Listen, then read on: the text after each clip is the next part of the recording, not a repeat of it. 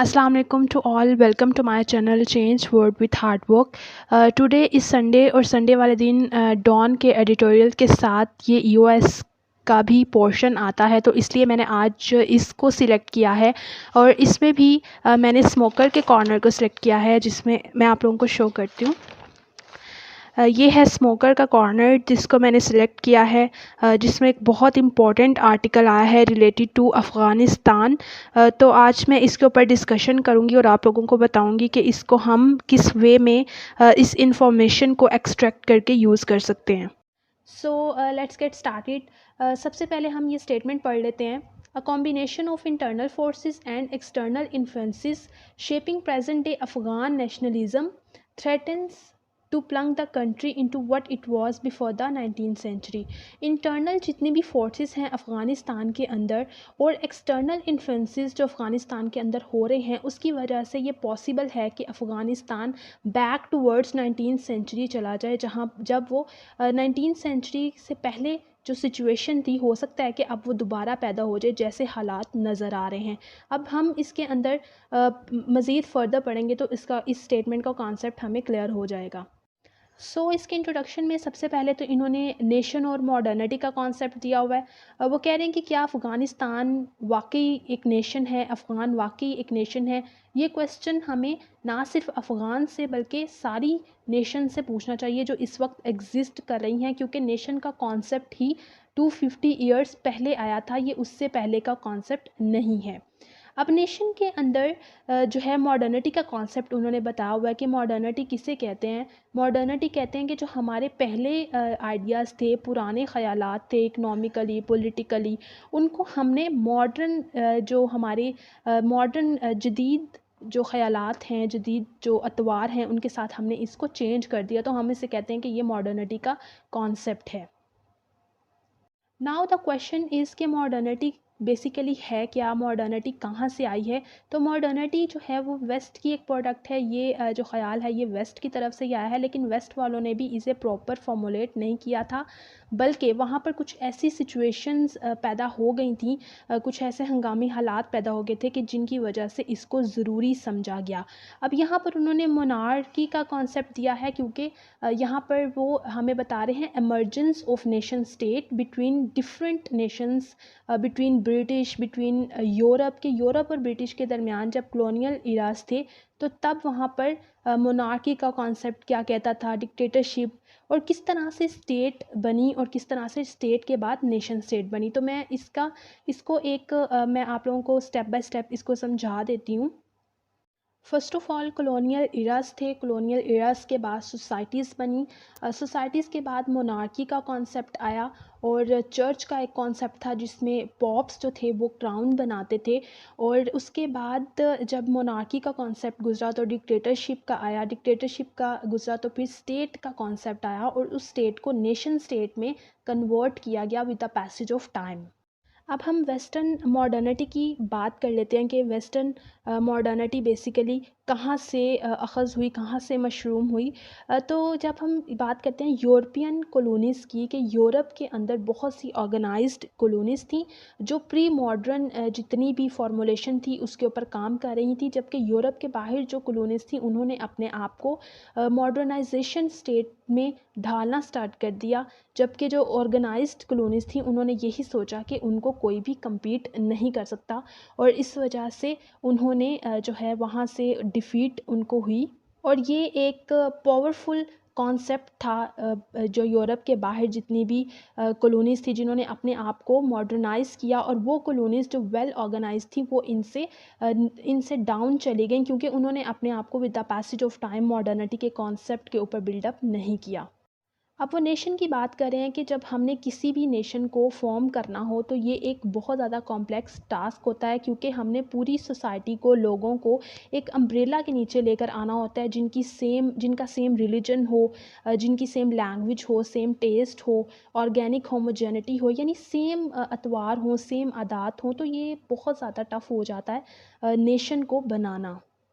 लेकिन वेस्ट के अंदर ये इतना ज़्यादा डिफ़िकल्ट नहीं रहा, क्योंकि उनकी मिडल क्लासेस ने जैसे जैसे वो एक्सपैंड होती गई वैसे वैसे उन्होंने अपनी नेशन को भी सेपरेट कर लिया, और स्मॉल ग्रुप्स जो उनके थे वो वेल ऑर्गेनाइज्ड ग्रुप्स में चेंज हो गए।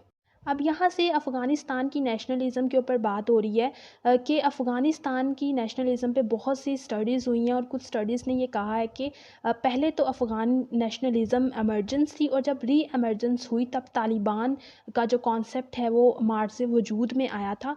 और कुछ लोगों ने ये कहा कि तालिबान जो हैं वो एंटी नेशनलिज़म है, जिनको एंटी कम्युनिस्ट पार्टीज़ जो हैं उनकी सपोर्ट मिली है, और ये जो है बेसिकली तालिबान नेशनलिज़म के ख़िलाफ़ है, नेशन स्टेट के ख़िलाफ़ काम कर रहे हैं। ये बहुत से लोगों ने अपने थीसिस में इसको आर्ग्यू किया था।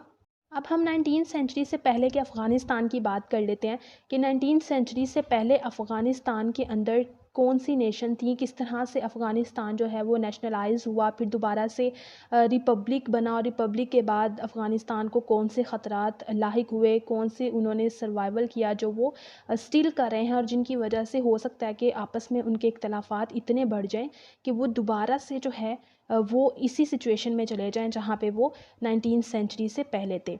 तो 19th सेंचुरी में क्या हुआ, 19th सेंचुरी से पहले के एरिया जो अफ़गानिस्तान कहलाता है, बहुत से ट्राइबल लोग थे जो वहाँ पर मौजूद थे, जिन जो आपस में सेम उनकी लैंग्वेज नहीं थी या सेम आदात अतवार रिलीजन नहीं था, लेकिन मेजॉरिटी वहाँ पे सिर्फ पश्तून की थी।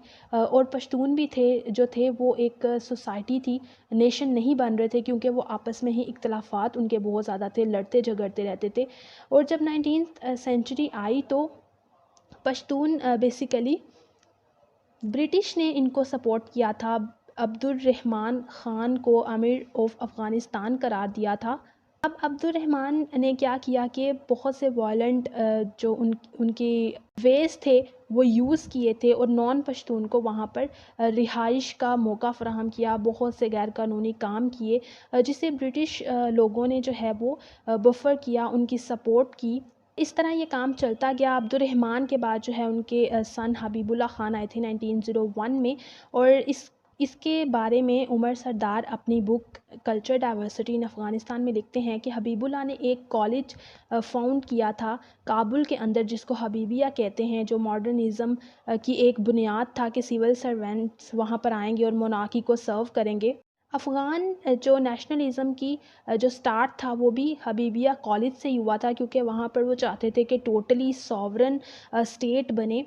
और 1918 में हबीबुल्लाह के सन आए थे अमानुल्लाह, और अमानुल्लाह की ज़ेर निगरानी जो थी 1923 में अफ़गानिस्तान फ़र्स्ट अपने कॉन्स्टिट्यूशन को बनाने में कामयाब हुआ था। अफ़गानिस्तान फ़र्स्ट टाइम एक नेशन जो था वो इसको अफ़गानिस्तान को करार दिया गया था। अब यहाँ पर अफ़गानिस्तान के जो अमानुल्लाह थे उनकी डिफरेंट रिफ़ॉर्म्स बताई हैं कि कौन सी रिफ़ॉर्म्स थी। सबसे पहले तो वीमेन से रिलेटेड इमांसिपेशन थी कि वेल नहीं होगा, एजुकेशन कंपलसरी होगी, को एजुकेशन होगा, separation of mosque and state कर दी, और इसके अलावा एजुकेशन जो है वो रूरल फोक्स के ऊपर दी जाएगी।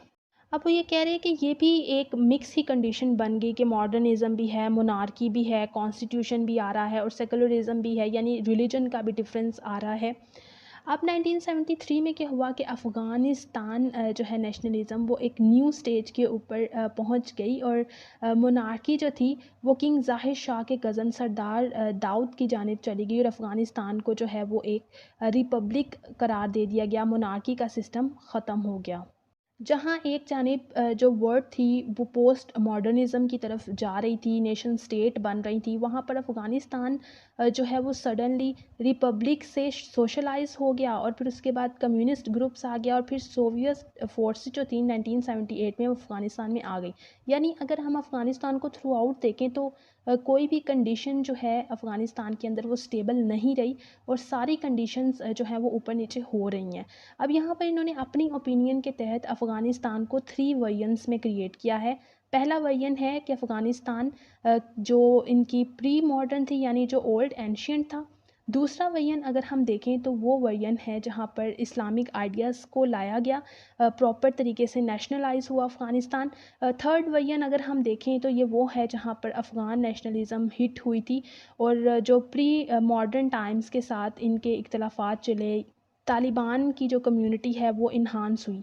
ये वर्जन 3 वर्जन्स में इन्होंने इसको डिवाइड किया है। अब वो कह रहे हैं कि जब 2001 में यूएस अफ़गानिस्तान के अंदर आया, अपनी मिलिट्री ट्रूप्स लाया, तो तब वर्जन 2 और वर्जन 3 आपस में इख्तलाफ कर रहे थे। यानी वर्जन 2 वो लोग जो कि अप्रोप्रिएट इस्लामिस्ट आइडियाज़ रखते हैं, और वो लोग जो कि इसके अगेंस्ट हैं, या जो अपनी जो अपनी एक अलग ही उनकी जो डिमांड्स हैं उसको लाना चाहते हैं। तो इनकी जो लड़ाई है वो स्टिल इनकी लड़ाई चल रही है, और ये हो सकता है कि दोबारा से अफ़गानिस्तान के अंदर इतने ज़्यादा इख्तलाफात आएँ कि अफ़गानिस्तान जो है वो बैक टूवर्ड्स 19th सेंचुरी चला जाए।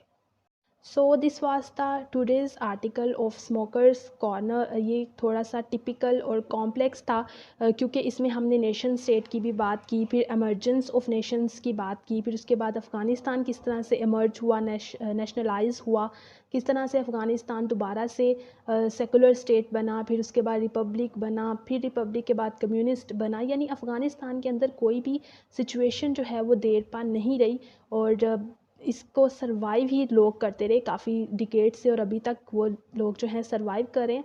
और अफ़गानिस्तान के अंदर बहुत से इख्तलाफात आपस में इसी वजह से क्रिएट हुए हैं, और ये हो सकता है कि बैक टूवर्ड्स 19th सेंचुरी दोबारा से वही सारा सिस्टम बन जाए जो 19th सेंचुरी से पहले था।